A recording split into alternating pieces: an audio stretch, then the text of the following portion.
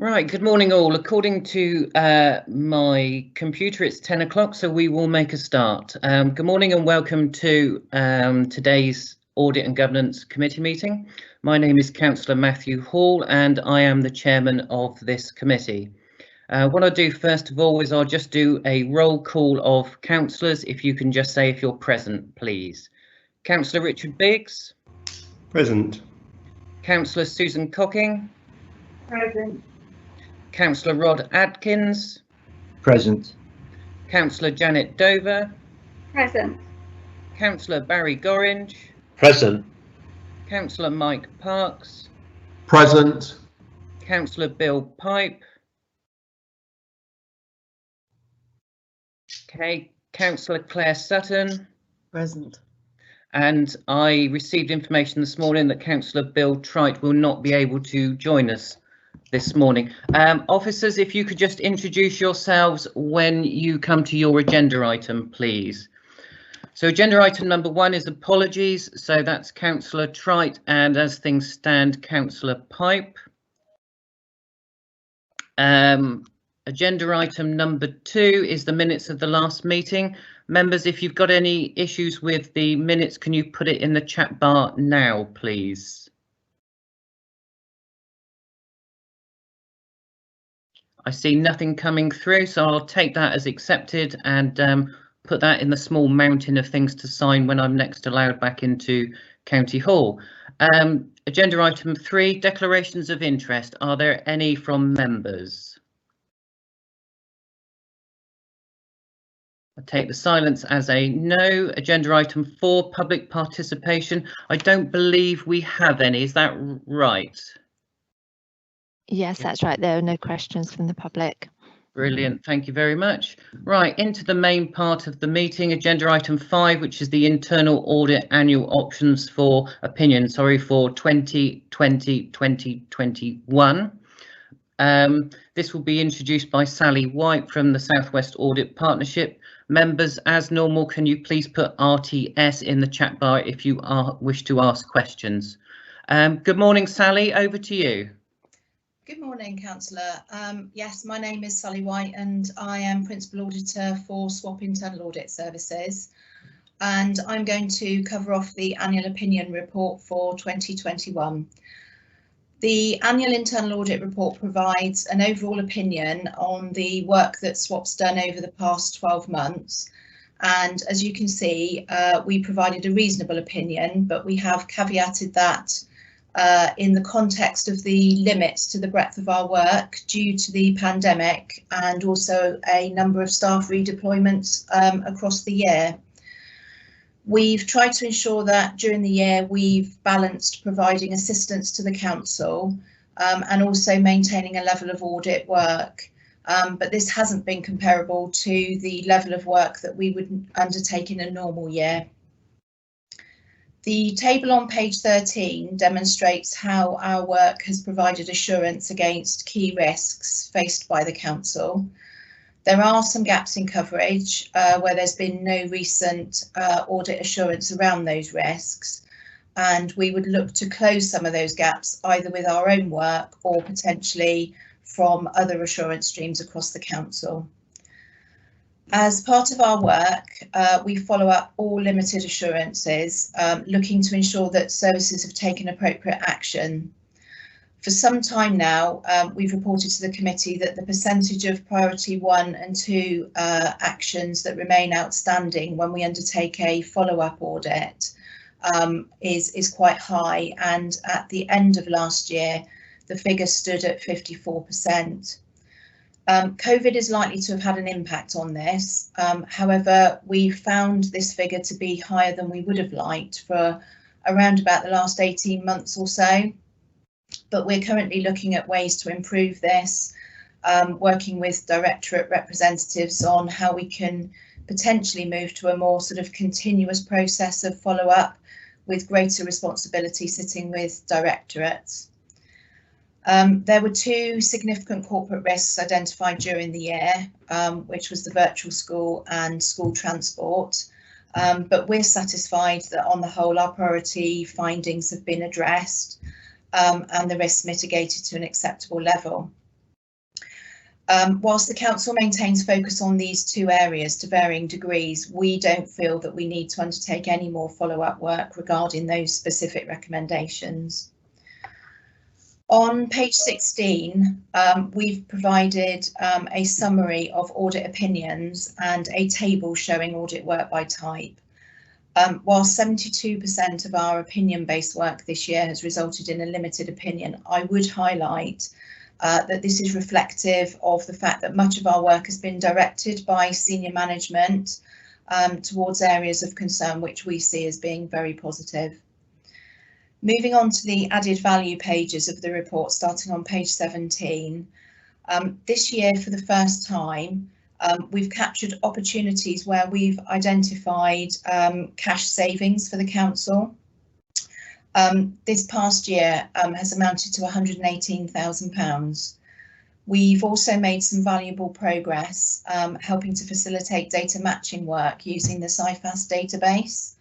And SWAP has paid the council's annual subscription of around £4,500 for this work to take place. During this last year, we've introduced some enhancements to our audit processes, and we've had some very positive feedback from senior management around these. We've introduced an agile audit approach, which means we can now complete audits faster, more efficiently, and more importantly, in a collaborative way with services. We have a greater focus on data and ensuring that we're able to use data within our audit work. And we've introduced a new one-page report which provides all key messages coming out of the audit review on one page, which again seems popular with busy officers. The final area of added value is our duplicate payment work, which has been discussed by the committee on a couple of occasions recently. As you will be aware, we've been using data analysis to identify duplicates within the previous Dorset County Council and more recently Dorset Council's payment system since around 2017. This work has identified a total of £1.2 million of duplicate payments across that period, although I would emphasise for context, the duplicate payments identified in the first 3 quarters of the 2021 financial year represents just 0.05% of all payments made by the council across that period. From around October 2020, the council introduced new software which identifies potential duplicates prior to payment, whereas the SWAP work only identifies these payments in retrospect. As you will see from our report, this appears to have yielded very successful results, with identified duplicate payments down to £26,500 in Q3, as opposed to previous Q2 results of £133,000 of duplicates. The process which highlights potential duplicates requires a manual or human intervention, which could explain the reason behind these residual duplicates. And further work is needed to explore this a bit more, but this is definitely a very positive direction of travel in this area. In addition, accounts payable staff have worked to recover as many of the outstanding duplicate payments as possible, and this now stands at just £2,673, dating back to the 17-18 financial year. Of this, just over £2,500 has been written off as unrecoverable, and work is continuing to recover the very small amount still outstanding.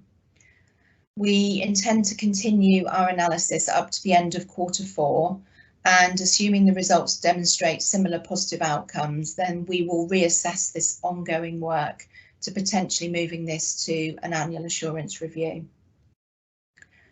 Finally, the table at the back of the report on page 21 details all the work that we've undertaken across the past year, and this information with more detail around our ongoing and planned audit work can be viewed in our new live audit tracker.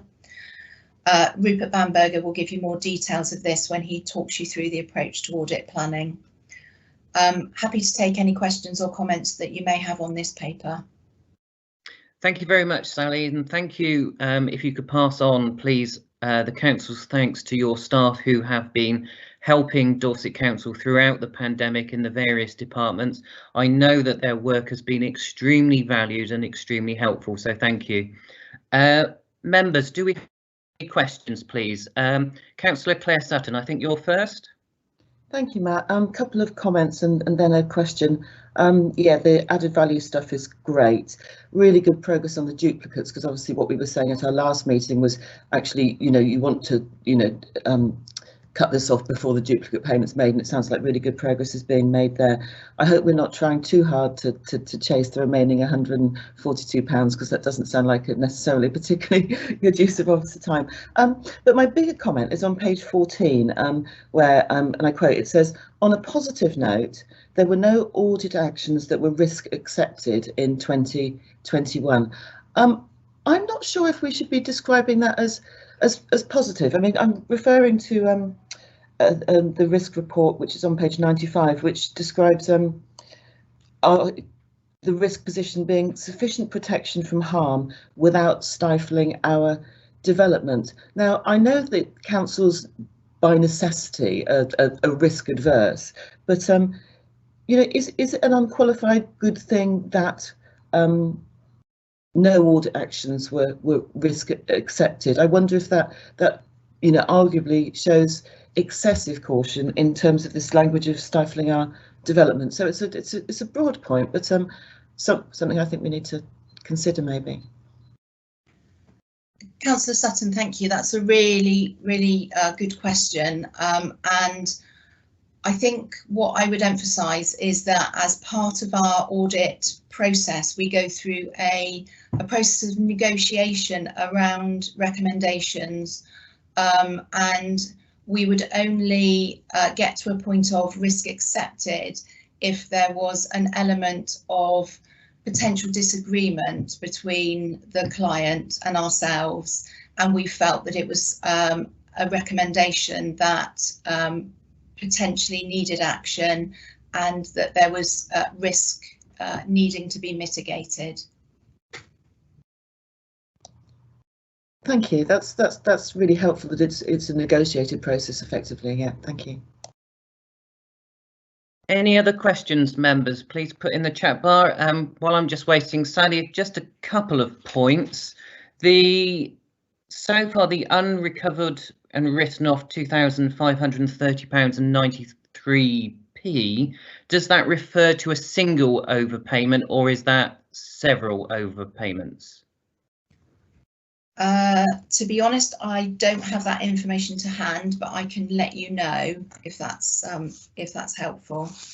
That would be great, thank you. I know the two areas that you picked up, the virtual school, you've confirmed that you're quite happy with the progress that's been made there.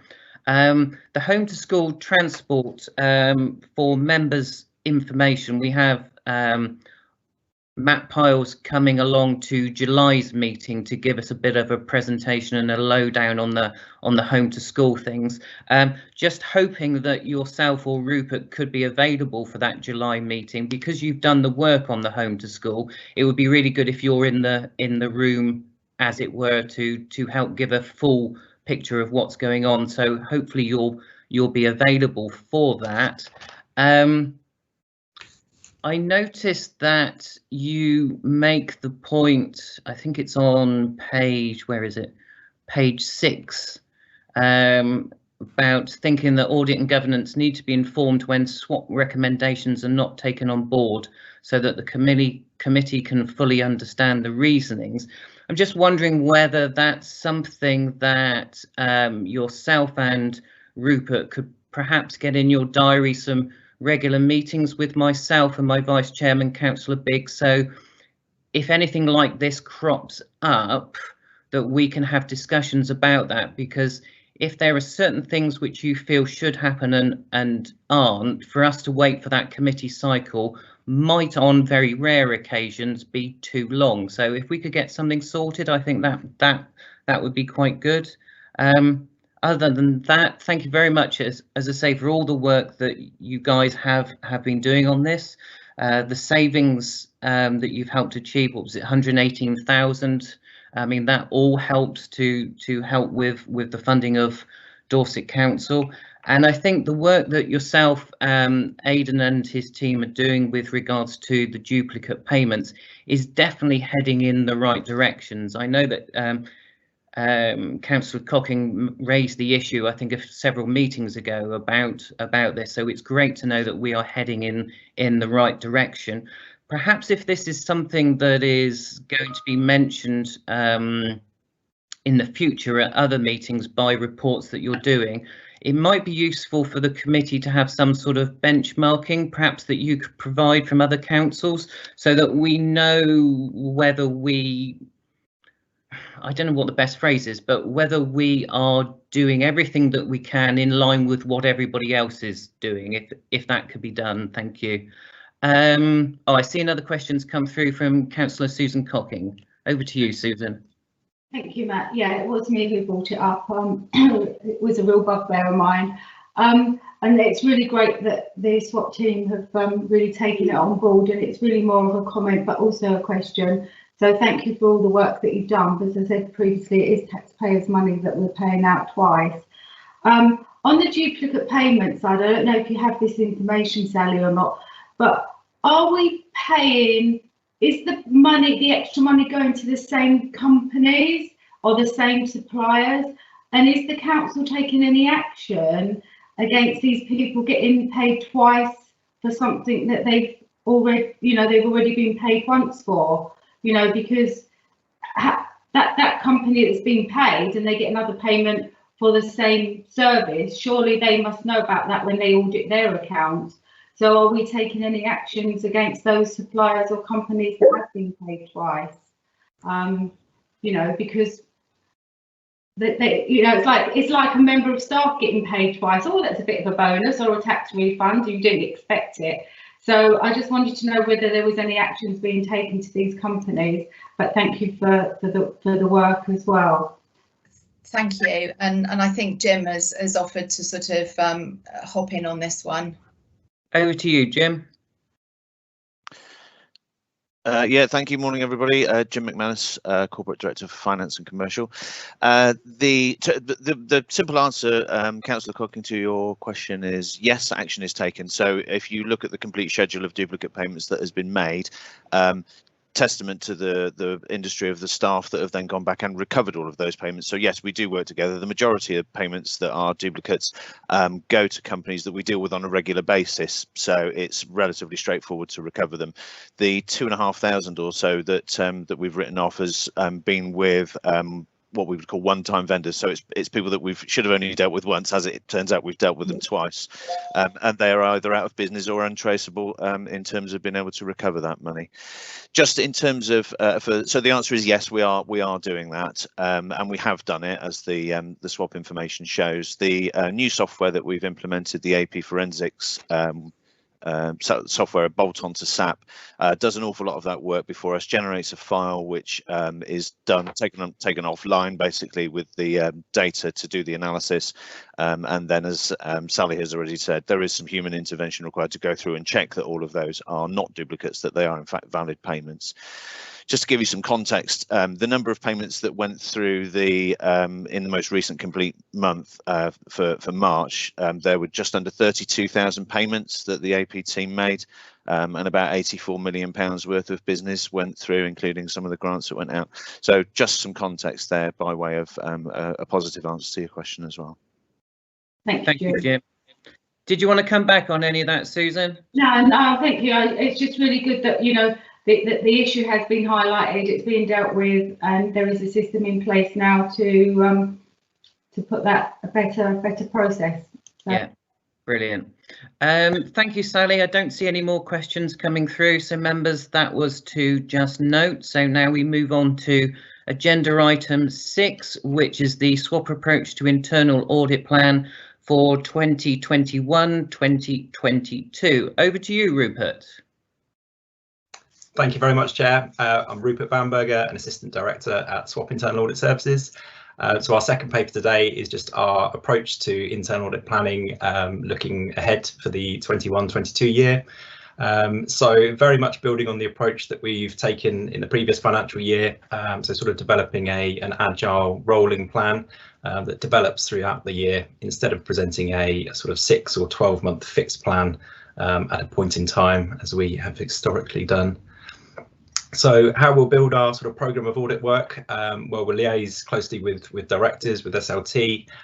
We'll look very closely at the authorities' corporate risk registers. We'll look at service risk registers, but we're also increasingly now looking at the authorities' corporate performance information on a live basis and discussing sort of known issues within directorates.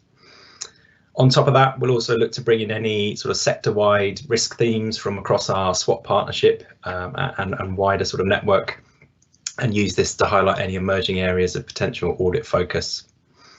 So as the year progresses, we'll obviously maintain a close focus on trying to ensure that we've got a sort of balanced and adequate coverage across those key risk areas and priorities, like Sally discussed in our last paper. And we'll report on this coverage quarterly to SLT and the Audit and Governance Committee. Although in reality, the coverage will update that on a continuous basis now, as and when we complete our work, and this will be able to be viewed at any time. And that brings me nicely onto the Audit Tracker, which I think Sally sort of briefly mentioned in her update. But very much now we're trying to give committee members sort of live access to information, rather than like you've mentioned previously, Matt, in terms of sort of waiting till committee cycles come around. So we've included a link to our sort of live audit tracker within our planning paper. I'm hoping all committee members should now be able to access this. But just very quickly, in terms of what that will contain, at this stage it's just a very simple spreadsheet, but it will show all our completed audit work along with the assurance outcome, the number of actions, the risk assessment, etc. It will show all of our audit work in progress along with the status of that audit. And it will also obviously include a backlog or future proposed audits tab, which is our sort of work that we'll look to move into go live based on priority and need, etc. And then, like I say, all of that will come together to sort of form an overall coverage assessment of how our programme of work provides coverage of key risks and key areas. But like I say, that's a very brief introduction to the live tracker. Obviously happy to go through that in any more detail or share my screen and sort of go through some of those key areas. The only other thing I wanted to sort of cover as part of my update was the Internal Audit Charter, which is attached as Appendix 1.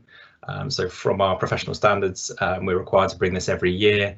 It's a fairly standard document, but it does set out our overall responsibility, status and authority of SWAP within Dorset Council. Like I say, happy to cover anything in greater detail, but again, hopefully a brief approach to our sort of audit planning, but happy to take any questions, Joe. Thank you. Thank you, Rupert. While I wait to see if any members have got any questions, I'll make a couple of points which I think Aidan might want to come in on as well. Obviously, the pandemic has reduced the amount of audit work that yourselves are able to do. And in the near future, that's not necessarily going to change. Are you concerned by your ability to do the internal audit work that you consider to be necessary? That's sort of one point. And the second point is, are you convinced, if you do have all the time and resources, that by the end of the year you will have caught up on anything that you felt was lagging behind? Okay, thank you, Chair. So the first one probably slightly easier to answer. I think, to be honest, if we had another year similar to what we've just done, I would be very concerned about our coverage. But I think the good news is we probably won't have a similar year. Obviously, difficult to kind of provide an end date for some of these redeployments, and Aidan might be able to help me out slightly, but I think we're probably talking about sort of another month or so while the sort of latest tranche of grants is processed. So that probably won't impact this financial year too much, in that it will probably be another month, I'd say, in which case I'm hoping we can have a sort of fully staffed audit team from a sort of month's time, and therefore the sort of impact won't be so great in this financial year. And sorry, Jay, you might have to remind me of your second question if that's okay. It was just about whether you felt that if certain parts of your audit plan were behind schedule, whether you felt that by the end of the year that you would have caught that up. Yes, again, I think subject to the internal audit team sort of returning to full complement within sort of a month or so. I think yes, there's obviously a lot of areas to catch up on. What we are trying to hope to do is, and Sally briefly referenced it, I think, is sort of build up a greater assurance map. So again, sort of areas where internal audit coverage may not have happened. It's not to say, obviously, that there's not other sources of assurance within the authority that have either continued to provide that assurance or arguably could provide that assurance if requested. So I think with that approach, with a fully staffed audit team, with some sort of further work on assurance mapping and building up that more sort of holistic picture, then yes, I'm reasonably confident that as the year progresses, we'll get back to a fairly decent position. Thanks, Rupert. I don't know, Aidan, if you want to come in at that point with what you feel is the council's perspective to those 2 points that I raised, but also about as our 151 officer, obviously member of the senior leadership team, is the team of you happy with the coverage of the audit work that is planned? And the other point is I would like reassurance that you all are convinced that the audit work that we're doing is definitely the right level, and that it makes sure that we as a council are being proactive when it comes to audit and with risk management rather than being reactive. So I don't know if you want to comment on that, Aidan? Yeah. Thank you, Chair. Good morning, everyone. I'm Aidan Dunn. I'm the Executive Director for Corporate Development and the Council's Chief Finance Officer, the Section 151 Officer. So a few questions there. First of all, having two colleagues from the internal audit redeployed to support our revenues and benefits team with the business grants has been absolute. We've been so grateful for their support at a personal level, but in particular, what internal audit colleagues have by their very nature and their training is a good approach to system design, a good approach to method.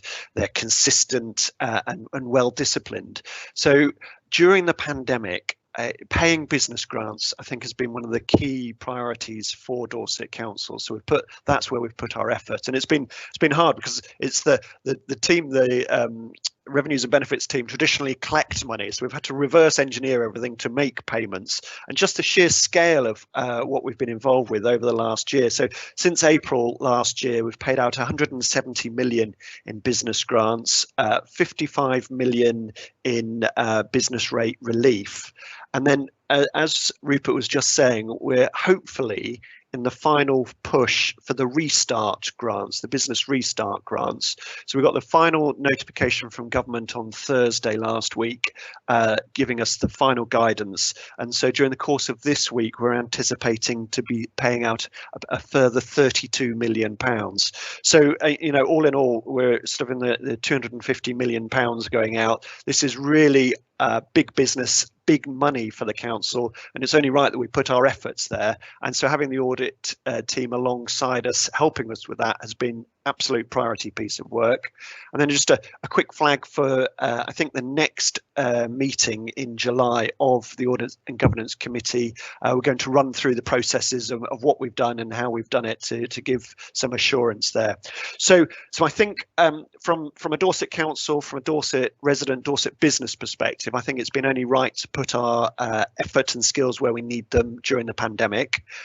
We're determined to redeploy the team back to where they came from as soon as possible, as soon as the business grants are out of the door, and then we can get back onto the audit plan. I think, as Rupert's described, the agile approach is really helpful, that we can do a risk-based approach, put our audit efforts where the priorities are, and recognise that those priorities change during the course of the year. So that's proving to be a really helpful approach. As the internal audit team join us at senior leadership teams, the executive directors of the council. They join us on a quarterly basis and run through the sort of headline findings of their audits, but we also plan with them, alongside them, the audit programme as well. And in addition to that, we have each of the directorate management teams has an internal audit lead assigned to them that sits regularly on those management teams. So those are the eyes and ears for internal audit and sort of listening, sort of picking up areas of potential risk. So that's helpful in shaping the programme. And finally, I think one of the benefits of having SWAP as the Southwest Audit Partnership, involved with many organisations, local government across the Southwest, they can pick up intelligence of what other organisations are dealing with. So it's part of the radar for the planning of internal audit. So we feel that we've got a strong relationship with SWAP. I'd like to think that they feel that they're listened to. We as an executive team certainly value their opinion, and together we put together the audit plan. And then I think that the final part of the governance, Chair, is, as you mentioned earlier on, that internal audit needs to have a degree of independence about it. So that relationship between you as audit chair and deputy chair of the audit committee meeting directly with internal audit without officers such as myself present, I think that's a really, really important relationship, so that you kind of get a sort of an independent sense of the organisation. So it feels to me that our organisation is proactive. It responds to audit. I think we're determined to continuously improve, and the 2 reports we've had from internal audit so far paint a good and improving story, I think.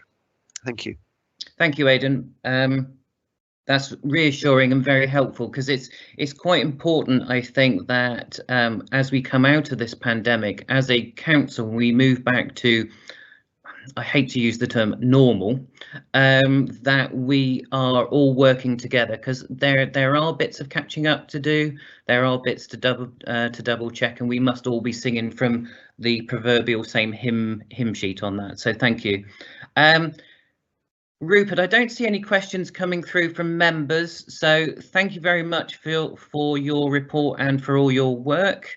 Members of the committee, if you are struggling to get onto the live audit tracker that Rupert and Sally have mentioned, do touch base with Democratic Services, because they can get that all sorted for you, because it is worthwhile looking at. It's a very helpful and very useful tool for us as a committee, particularly as we don't meet on a monthly basis. So it's really good to keep on tabs of things. So thank you, Rupert. Much appreciated. Thank you. Do we need to approve the annual audit charter? Aidan, do we? Good question. I think it's probably be a good practice if you certainly acknowledge it, yes, and agree with it. That would be really helpful. Okay, so I'll propose that. Do I have a seconder? I'll second it for you, Chairman. Thank you, Councillor Janet Dover.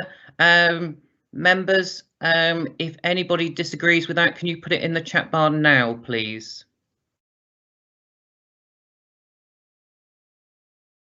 I see nothing coming through, so that's unanimous. Thank you for bringing that to my attention, Elaine. Thank you. So if we now move on to agenda item number 7, which is the annual governance statement, we will be hearing here from Mark Eyre and David Trotter. So over to you guys. Thank you. Thanks, Chair. So as an introduction, I'm Mark Eyre and I'm the Service Manager for Assurance, and I'm here to present 2 papers today, actually. And I'm joined by David Trotter, who is our Risk and Resilience Officer. So in terms of the annual government statement paper, you'll be aware from previous years that the annual government statement accompanies the annual accounts and is an assessment that the council has appropriate governance arrangements in place. It's supported by the risk register, and that is the second paper that we'll come on to a little bit later. It's also supported by a local code of corporate governance, and that effectively is it's a bit of a checklist across a range of key criteria to provide assurance and identify any gaps or improvements in our assurance arrangements. this detailed bit of work has been sense checked with service leads across our various directorates. It comes to this committee in the first instance for review and comment. What we will then do, if there are things to build into it, we will circulate that to executive directors for comment before it's then signed off by the leader and chief executive, and then comes back for approval with the final accounts. In terms of annual governance statements more generally, there's quite a lot of different approaches that are taken by different authorities. As I mentioned, I'm joined today by David Trotter. He's done most of the work on this paper that you see in front today, and he has joined us to assist with any questions. I think what he's done is really a good attempt at what can be quite a dry subject to hopefully make it a little bit more readable. You'll notice within the annual governance statement that we've picked up on quite a lot of the discussion, very detailed discussion that we actually had last year with the committee in terms of improving the documents both last year and moving forward. That includes things like a key achievements during 2020-21 section. And as you'd expect more generally within this statement, there's quite a lot of focus in there on the council's COVID response and the impact that has had on us as an organisation. Key part of the annual governance statement is that identifying of gaps and improvements, and we've identified a number within 10.2, which I'll just briefly summarise now. We're looking to respond to recommendations from a recent fraud and whistleblowing SWOT report, and that will actually there'll be an update on that to the next committee meeting in July. Determining the future format of committee meetings post May. Something that was in the last annual governance statement and we're still looking to resolve, our data protection training levels currently remain quite way below 100%, and it is essentially a mandatory training, so there's still work to be doing in that respect. And something that's been discussed a couple of times already on the agenda today, we'll be working with SWOT to initiate a process of further assurance mapping. So that was all I was going to run through in terms of a bit of background to the paper, but happy to pick up any questions that anyone may have.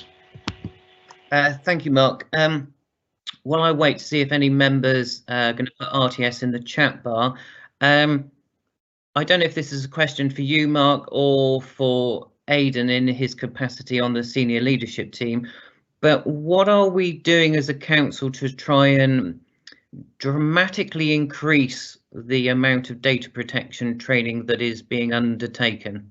I know it's not quite what this report, it's not quite what we should be asking, but it's highlighting something that needs to seriously be addressed, in my opinion. If I can come back first of all, Chair, and maybe Aidan wants to follow up after that. We've now included as part of the key performance indicators that are coming through to the senior leadership team. That includes one on the percentage of employees that have undertaken the data protection training. That gives us an opportunity to highlight across particular sort of service areas if we've got particular issues. The other sort of side that we're doing alongside this, we've done a bit of a relaunch of the data protection training. It was previously quite an onerous and difficult module. That's been improved, so hopefully it's a little bit easier on people now to actually undertake it. But we've also coupled that rollout with some additional communications. So it is one that we'll be continuing to monitor, certainly from a service perspective. But perhaps if I'll let Aidan come in terms of a senior leadership team perspective. Yeah.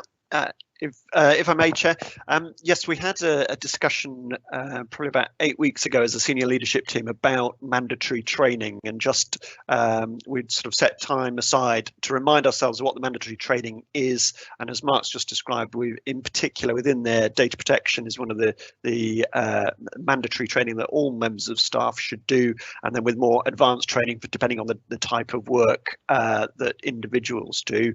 And then we've got the performance measures in place as Mark describes, and made the system easier. So it's something we're taking very seriously as an exec team.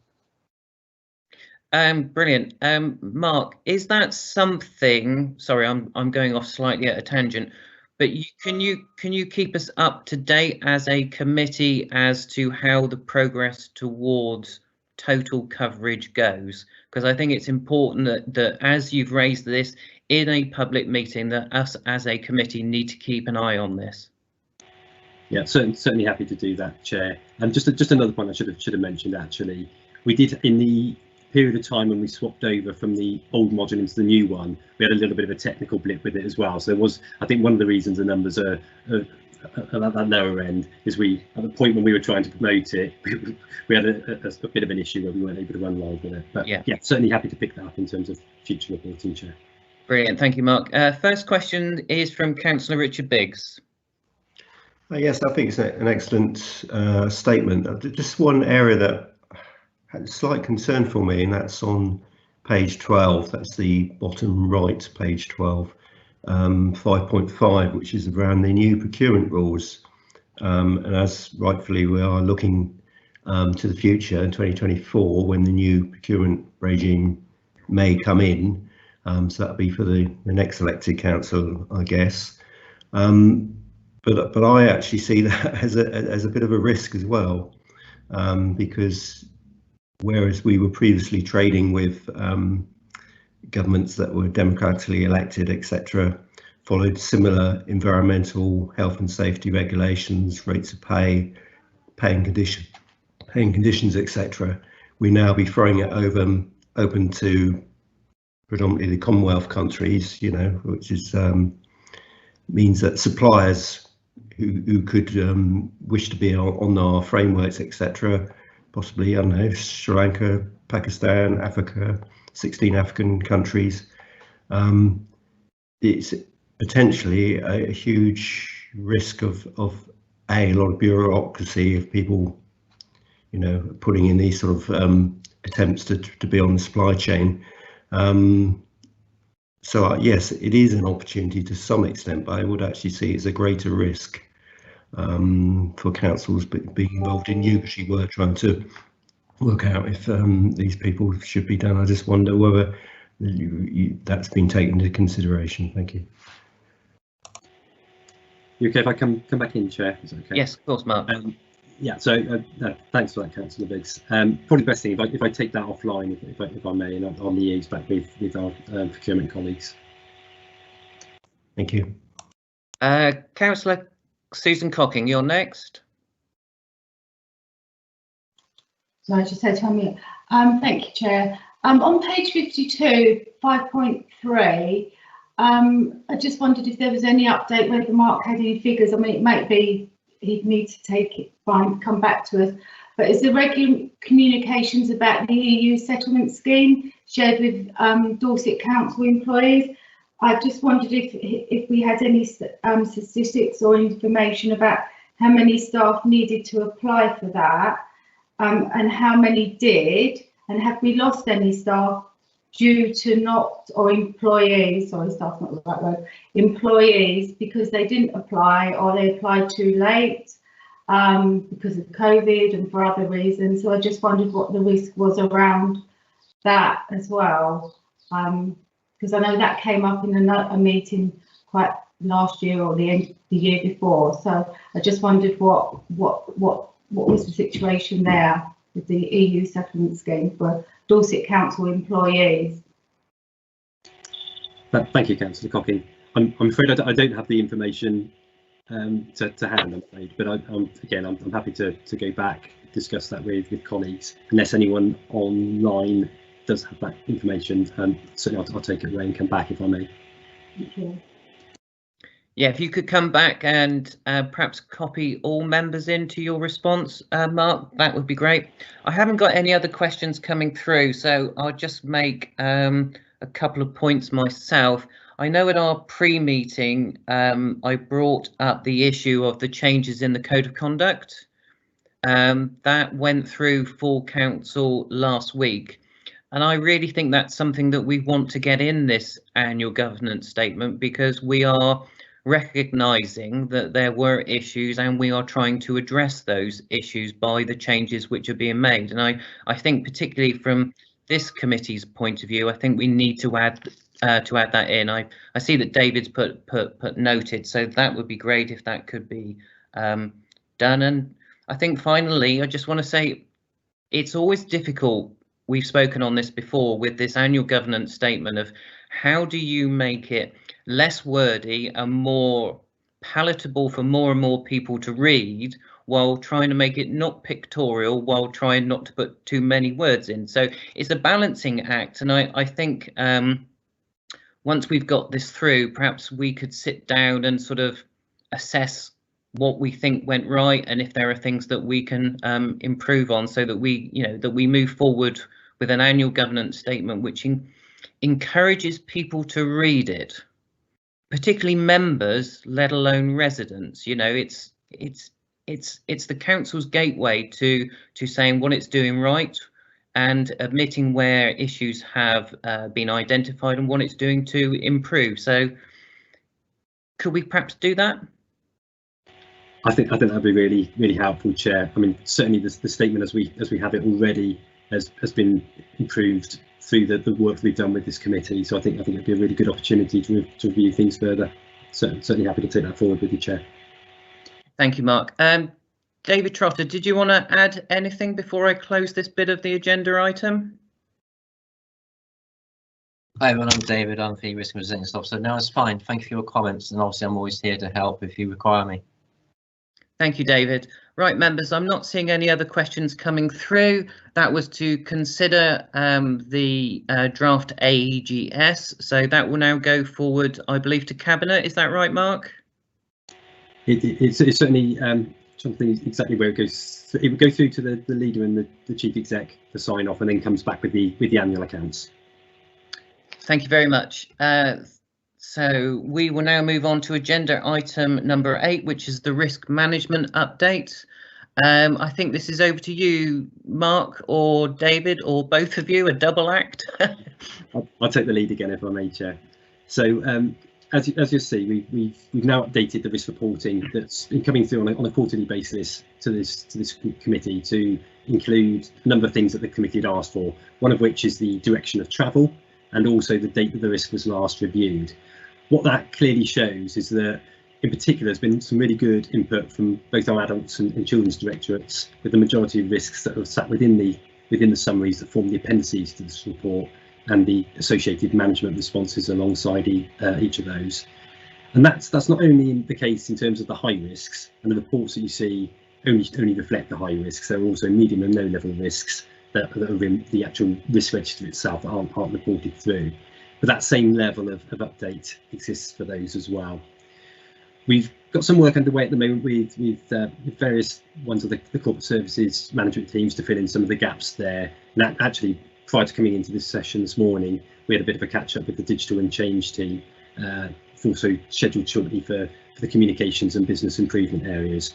So still some work to do in development there, but that's coming along.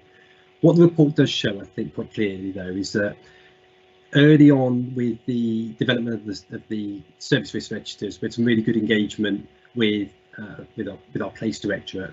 There are currently quite a number of risks that haven't been reviewed recently. So we've noted that as an urgent area of focus for us within the next quarter.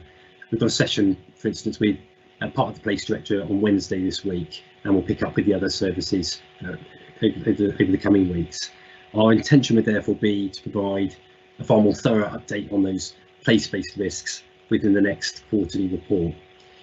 I think it's just worth emphasising, really, we do have a fairly limited resource in terms of our risk management arrangements. I mean, essentially, it's David, who also has a number of other responsibilities, not least being that he's been working as part of our emergency planning team, which is particularly during the COVID response has had a big impact on his time. So there's a lot of reliance on self-service by risk owners. I think it's fair to say we can't really underestimate the impact that COVID response and the recovery work that's ongoing now is having on officers and risk owner workloads. And I think if we look at place as an example of that, a lot of the risk owners there are heavily involved in that area of work. I think something that we've noticed really is that I mentioned at the beginning, we've had some really good buy-in in recent months from both adults and children's colleagues. What we've got there is sort of nominated, for want of a better phrase, a sort of risk champion within those service areas that helps with the coordination of those risks. And I think what we will look to do is see whether we can implement a similar sort of measure within other service areas as well. So that certainly has really helped in getting those risks updated. Just as a more general point, there's been some really positive work going on by David in improving the risk framework further, and that includes developing training and further guidance. We've talked at the last few meetings about an intention to move away from a current 3x3 scoring to a 5x5 risk scoring, which will provide a greater level. I guess you'll be able to sort of more clearly identify those risks that are of a particular concern to us with that revised scoring. We're looking to implement that over the coming weeks, and therefore, by the time, fingers crossed, by the time we've got the next report coming through to the committee, it will be in that format. That was everything I was going to raise, Chair, but if I open up for any questions, please. Thank you, Mark. While I wait to see if any members have got any questions coming through, I don't know if this is as a start for you to answer, or I know that Tony Meadows is on from adults.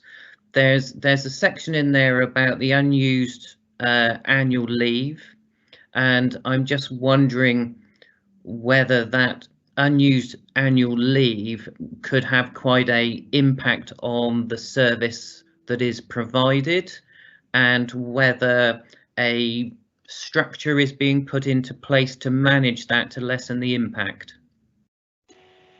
Thanks, Chair. I don't have the detail on me, I'm afraid, but again, I'm happy to find out further from the service area, unless Tony does feel something he can comment on. Are you on, Tony? Tony's not, but Steve Eves is. I'm the new Corporate Director for Operations for Adults. Morning, Steve. Are you able to give us some clarity on that point, please? I can. So yes, there is a working plan with regards to the unused annual leave. So as a service, we are carefully managing the way that we're approving and agreeing our staff and colleagues to be able to take that leave over an extended period of time. So it's not going to be a big impact. We're trying to massage that over the 12-month period, so it is not a significant impact either to the finances or to the operational delivery of the service. So yes, that is in hand, and there is an active work stream that's being worked in adults to make sure that we deal with that. Another thing, while you're just on, I read something in Mark's report about which you might be able to help with, which was the information asset registers are overdue for review and update, and I'm just wondering whether we actually have got a time frame for getting that in and done. So I don't have that information to hand, but I'm more than happy to take that away and to come back with a written update for you. That would be great, thank you. I could probably come in with something a bit further on that, actually, because I do also, one of the other service areas that I'm responsible for is information governance. We've recently, as part of transformation funding, alongside our Dorset Workplace project, managed to build, or in the process of bringing in some additional resourcing. We've got a 12-month contract for a member of information management profession that will come in. We'll be working with service areas to do some further work around the information asset registers. So as I say, in terms of the actual sort of complete timeline, I'm not exactly sure what that's going to look like, but it is something we've got on our agenda within the next 12 months. Okay, thank you, Mark. Question come through from Councillor Biggs. Yeah, I'd like to thank everyone. I think David Trotter's done an awful lot of work, excellent work. We've now got a really good framework in place, and it's developing and evolving. We've heard that there's a few areas that are, different standards, and I think place is a bit of a concern. However, I think we've got to get out of jail for the reasons that have been said due to COVID, etc. But I hope by next reporting, it won't be the case, and that we will have this system of champions or focal points, whatever, in place. And I think it's important that the directorates themselves have it within their yearly objectives, that their risk register is kept up to date and is managed effectively, and that's, we can then review it in confidence that it's been done. But I think until that sort of from on high is sort of comes through, we're going to have different standards, and we don't want to see that. We want to see a level that we can measure them against. But yeah, good work so far. Thank you. Did you want to comment, Mark? No, just really to thank Councillor Biggs for that comment actually. But something worth probably referencing, I didn't earlier, we talked about the portal that is now available for members of the committee to see the updates on internal audits. There is something similar within that very same portal which will enable access to the full risk register that members of this committee will be able to delve into. Thank you, Mark. Next question, Councillor Claire Sutton. Yeah, thanks, Matt. Just a quick comment, really. The direction of travel was something that I raised at our last meeting, wasn't it? That we couldn't see whether the situation was improving or deteriorating. So I'm really glad that you've done that. I think it makes the document far more useful. And obviously, I can see that it's work in progress at the moment. But just good stuff. Thanks. Thank you very much, Councillor Sutton. And actually, to be completely honest, working with this committee throughout has been really helpful in terms of us developing that risk framework. So hopefully we've taken on board pretty much everything that's been suggested, and there's a few things that are still outstanding but will be implemented over coming months. I really appreciate that kind comment. Thank you. David's just put in the chat bar that he's happy to walk any member through the relevant SharePoint over the risks. So members, I would urge you to take that offer up, because it's a good learning platform, and you're talking to somebody, David, who is extremely knowledgeable, and he is extremely good at the job he does, and I think it could be a benefit to us all within this committee. Members, feel free to put RTS if there are any other further questions you've got. In the meantime, Mark, a couple of points I'd like to raise. The first one's, I suppose, following on from Councillor Sutton's comments. It's really good within these appendices to see these levels of no change, worse, improved, new, etc. Do you have any idea as to whether those figures are normal, or whether those figures have been severely impacted by COVID? That's the first question. I'll let you answer that one first if you can. Okay. I mean, if I was to give a gut feel more than anything, I would suggest that certainly COVID has had an impact on a number of our risks that would have worsened as a result of that. I've got no figures to actually back that up, but certainly when looking through the various commentaries that are identified within, it does clearly indicate the impact that it has had on us. Yeah, why I'm asking is, and I as I say, I definitely appreciate all the work that yourself, David, etc. are doing on this, and I appreciate that in many respects we're still a new council, we're still creating a system that's in place. But I think we need to get a feel as to how accurate those figures are to a norm, because as we move forward, as Claire was saying, we need to have the knowledge that things are always heading in the right direction. But on the flip side of that, if an awful lot of these figures are due to pandemic, we don't really want these figures to be used as the norm benchmarking, because if they are not norm, then that's not what this council should be aiming for, if you see what I mean. Yes, no, certainly, Chair. Thanks for that. Are you happy if I take that away? And I think it's something that David and myself can give some consideration to, if that's okay. Yeah, that would be good. The other point is, and I don't know whether we've got any officers on from the Place Directorate, but obviously you've highlighted and members have seen through this report that Place probably has been affected as a directorate by the pandemic severely. And there are a number of risks in here which, shall we say, are long overdue to be reviewed. And I appreciate you said that, I think it was on next Wednesday that you're having, or this Wednesday, a meeting with them to go through this. Because of the level of risks that you've put in this report, I think it would be very handy for you to perhaps come to a future not too distant away audit meeting with a specific update on the Place Directorate, so that we as a committee fully understand what's going on, we fully understand why, but we understand the things which are being put into place to address this, because I'm just worried, although I understand as much as an elected member can do compared to somebody who's working on the proverbial coalface, the reasons behind this is a public meeting where a number of lists have been made, and I would just like us to catch up on this at some point. Is that okay? I'm certainly happy with that, Chair. Yeah, no problem at all. Jonathan Mayer, I think you've got a question. Yeah, Chairman, thank you. Because we haven't got colleagues from the Place Directorate on the call, it's probably helpful if I do make one observation, and that is that we can see in our own lives that we're starting to emerge from the pandemic. We're seeing the relaxation of some of the measures we've experienced, and it feels like we're returning to normal.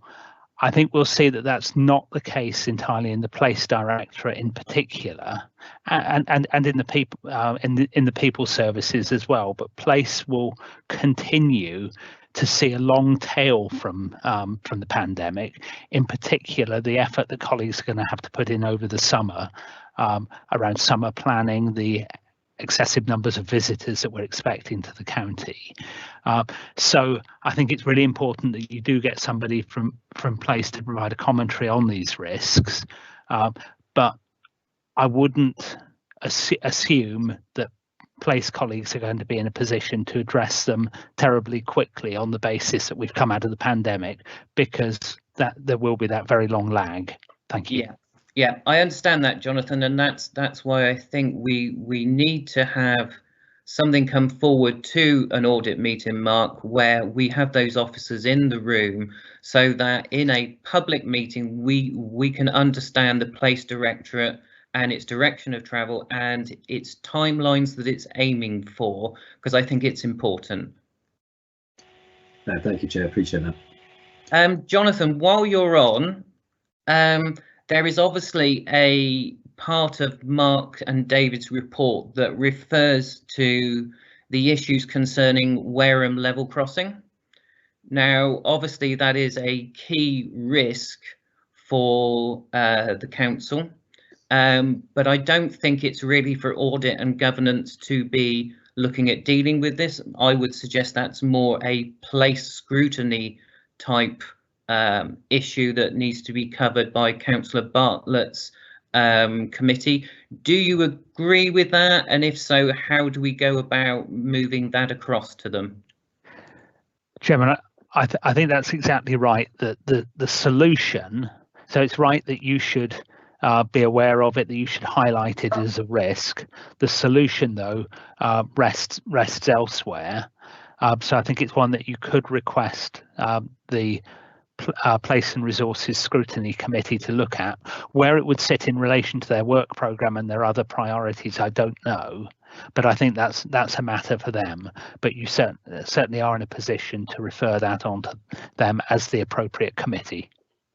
So do we simply say to, for example, Mark, to refer this item or this part of this agenda item on to that committee? Is that the way to go forward?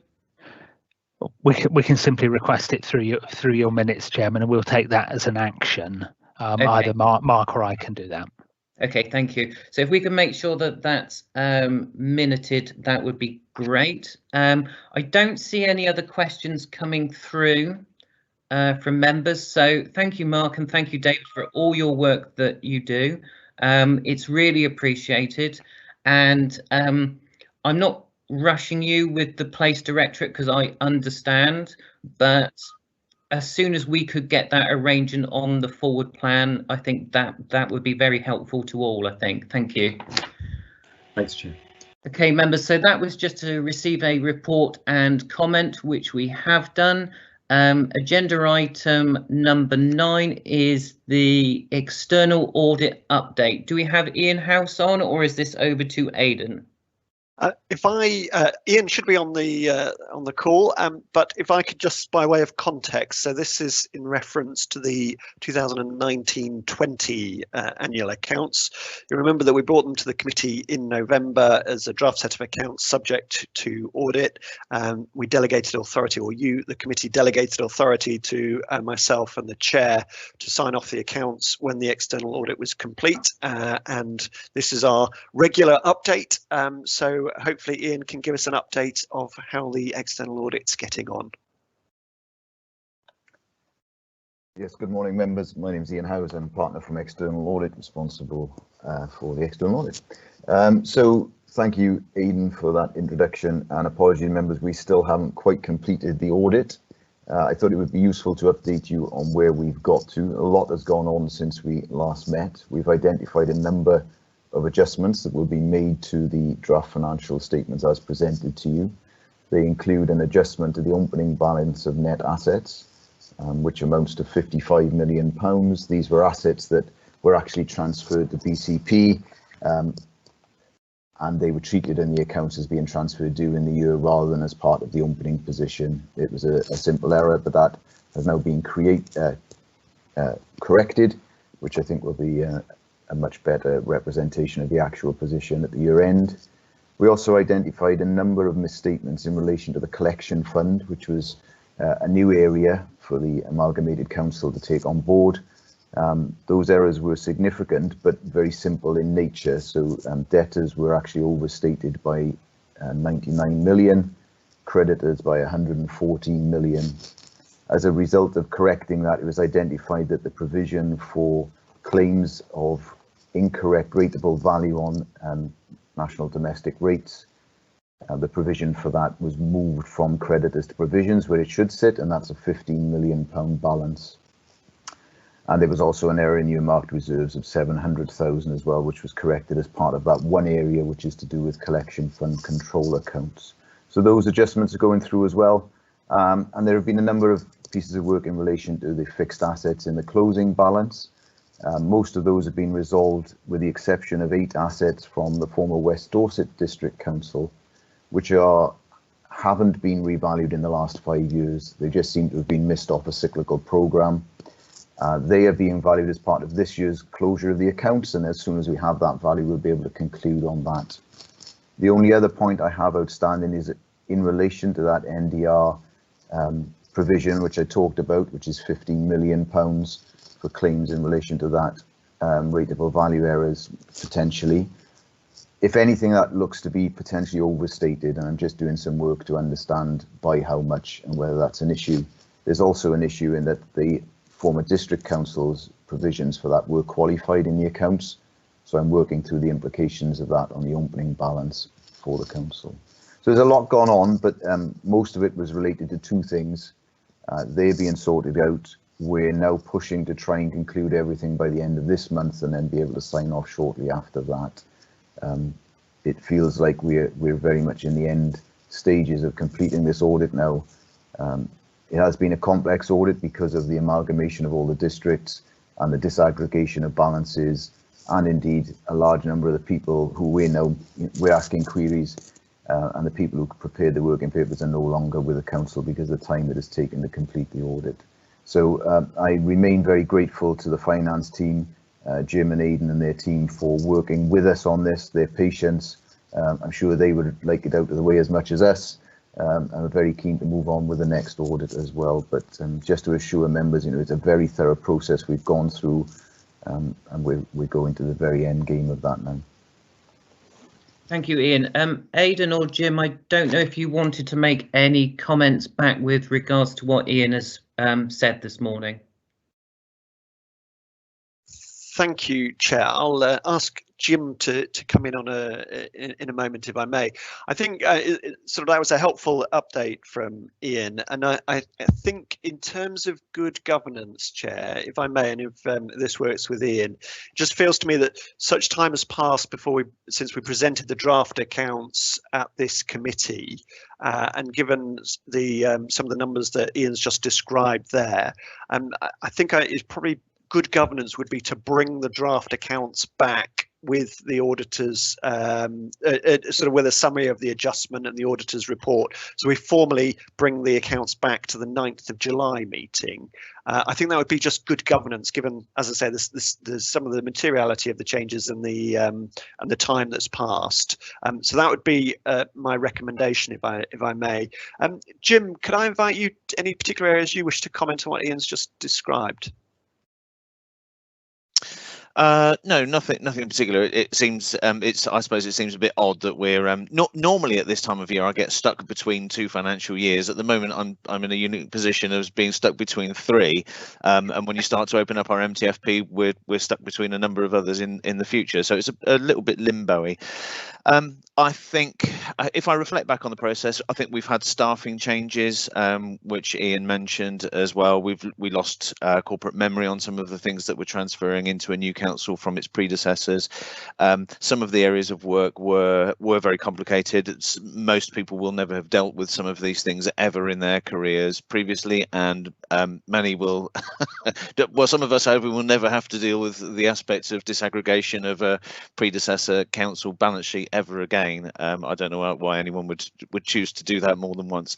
So some of those things are specific to the organisations coming together, and we're hoping for a smoother process. I think we've learned an awful lot about each other, the council and the auditors, this year. So yeah, hoping it will be a smoother process. Certainly we won't have the same levels of complexity of stuff to deal with going forward, I hope. Thank you, Jim. Yes, Aidan, I think to bring the draft accounts back on the 9th of July, I think is the only way that we can do it. I think we have to. I don't think we can get round that. Before I go on to Councillor Sutton's question, I don't know, Aidan, whether it's for you to answer or for Ian to answer, and I'm sorry if this isn't quite the question I should be asking, but I'm in this position. We were expecting the accounts in November. We're rapidly approaching the end of April and we still haven't got them. Now, I understand the reasons why, staff, etc., etc., but I'm going to be really pragmatic with my question and say, is all this extra time costing Dorset Council more money for doing the accounts? So that's a conversation to be had with Ian. I think from a Dorset Council perspective, I mean, we'd agreed a price up front. There has been added complexity this year, but I think that's a discussion being held at Ian. I'm not sure if we want to go into the detail here in a public setting, but have you got a view of what's happening elsewhere in the country? Because we're not the only authority in this position, are we? No, I think that's right, Aidan. I think we do need to have a discussion on that. I think it has been a very difficult year all round, so I think that's recognised. Remote auditing is not the same as being able to audit on site and walk around the corner and talk to somebody and then walk you through some of the things that they've made. There are issues across the country in terms of the cost of doing all of the work this year, particularly. Yours is certain by no means the only audit outstanding. There is still some 18-19 audits outstanding, believe it or not, Councillor. So, and I don't believe BCP is signed off yet, although it may have been done recently. It has been very difficult to get through this, and there is an ongoing conversation which involves PSAA as the body that oversees the procurement as well, and they would have to approve any change in audit fee as well.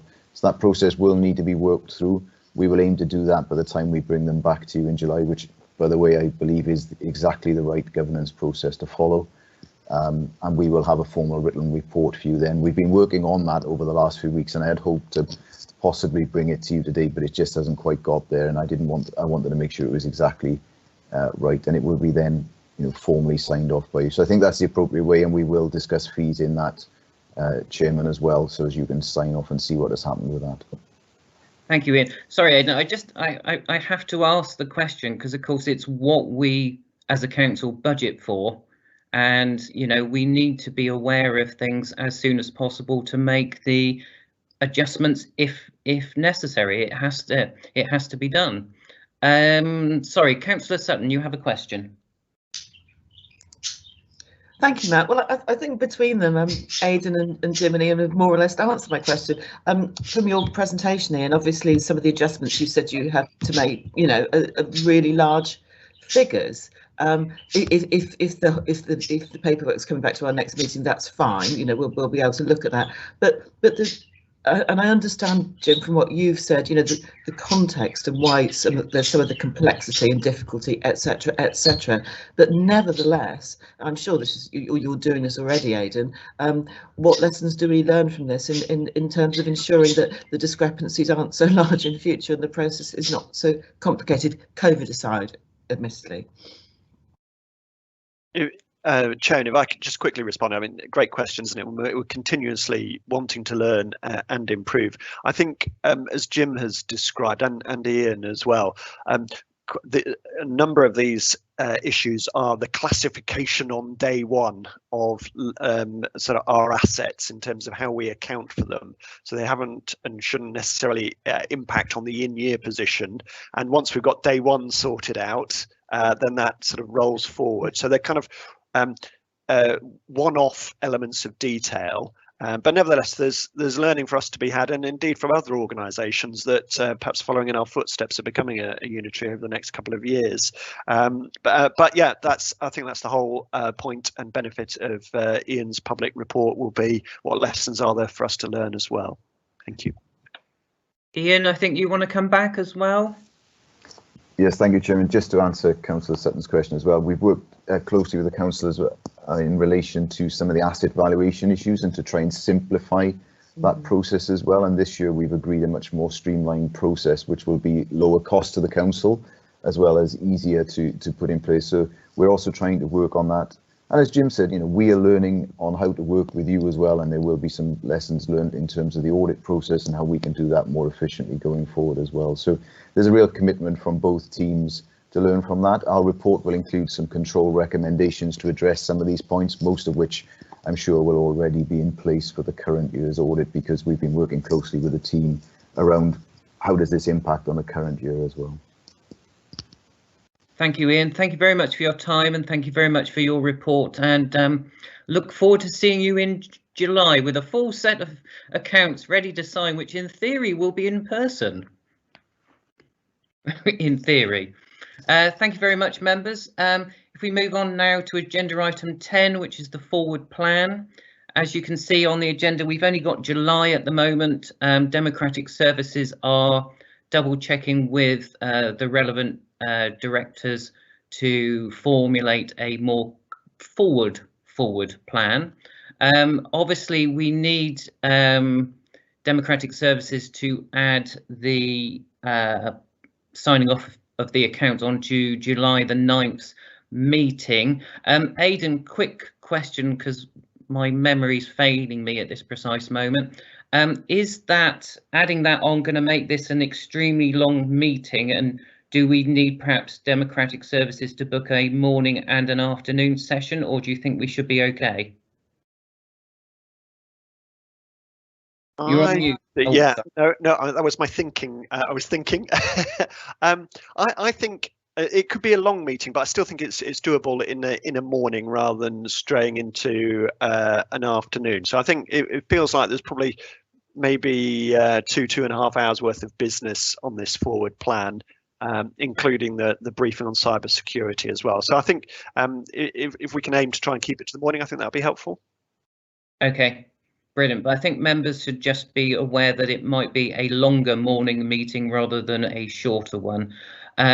Also, SWAP have asked for a internal audit report to go on to July's meeting, which I think is going to be organised. Just reading the comment, would it be possible to include one of our standard slot items, a SWAP internal report?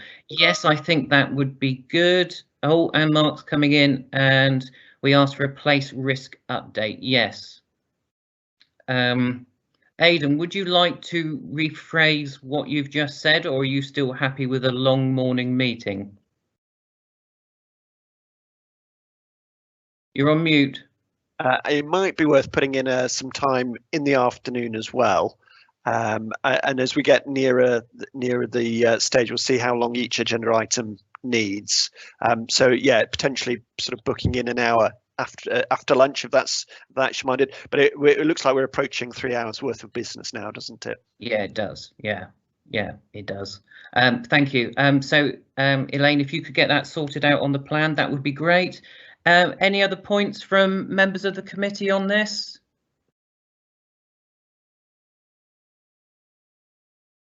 Ten till 1, please, Claire. Well, hopefully. If there's no other questions, then thank you very much, members. Agenda item 11 is urgent items. I don't believe there are any. Agenda item 12 is exempt business, and I don't believe there is any. So I would just like to take this opportunity to thank all members and officers for their work over the last year, especially with these virtual meetings. I think they've worked really well. Everybody's been engaged, and I think the system has worked fantastically, really, considering to begin with we were somewhat thinking off the hoof. Hopefully see you all for July the 9th meeting. So at 11:20 I close the meeting. Thank you, everybody.